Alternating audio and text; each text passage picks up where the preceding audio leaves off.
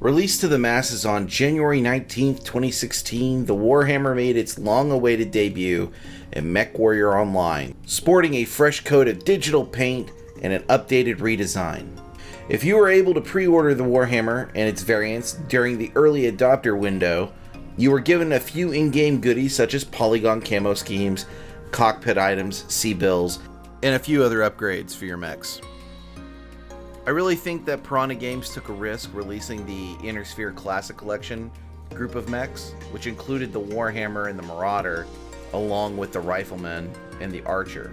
All four designs are great in-game, and I still play them all, but current meta has kind of phased some of them out. But on to the miniature. This is a 3D resin printed miniature of the MechWarrior Online Warhammer design. It is a 6R. So immediately the first question that's always asked when you show up to the game table with one of these 3D printed miniatures is, where did you get it?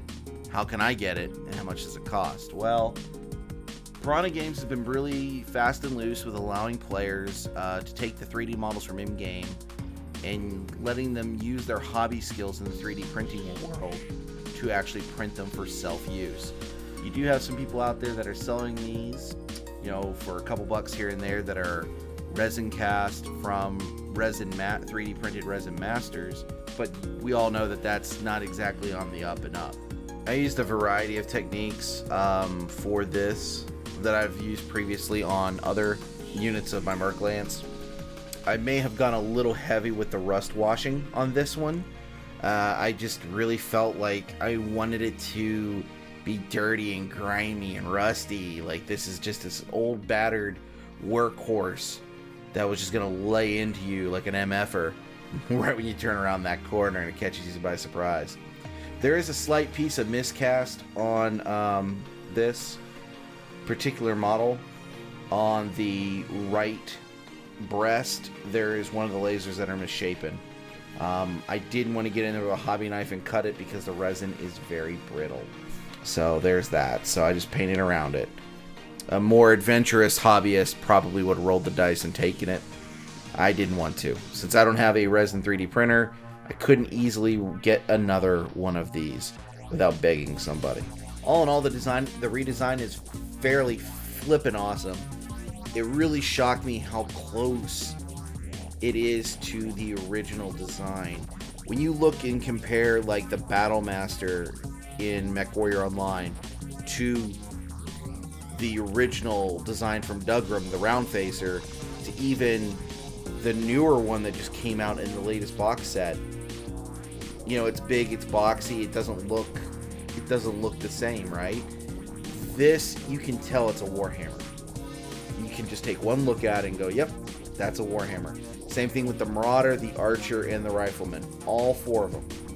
They're immediately identifiable.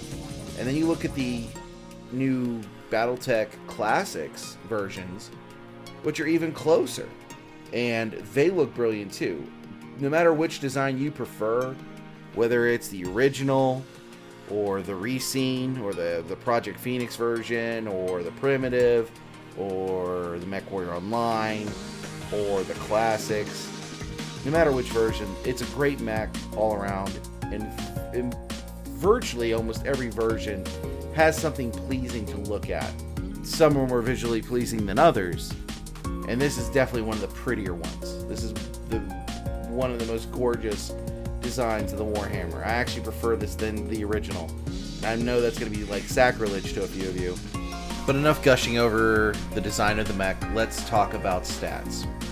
Classic BattleTech, the Warhammer 6R, has got 2 machine guns, left and right torso, 2 medium lasers, left and right torso, 2 small lasers, left and right torso. There's a trend. It also has an SRM-6 launcher on the right torso, and each arm carries a PPC. In Succession Wars era gameplay, you're going to be able to soak up a lot of damage before the Warhammer goes down. When you start making that transition into Clan Invasion, that's when you may want to start worrying about how well the 6R is going to hold up.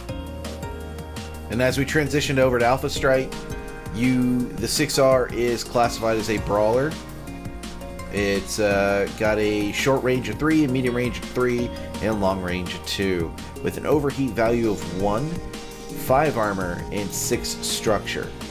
32 points for a skill 4 pilot. Again, playing Succession Wars era, not a bad choice. Are there better choices in other eras? There sure as hell are. But you get style points when you play the Warhammer. At least you do in my book. I'm going to do a more in-depth lore review of the Warhammer and its designs once the new models, the official new models, come out. So that's why this episode was kind of light on lore. I do apologize if you're expecting a lore-heavy episode this time. You'll get it the next time. And that might be double dipping, but considering this is not an official model, this is not an official spotlight,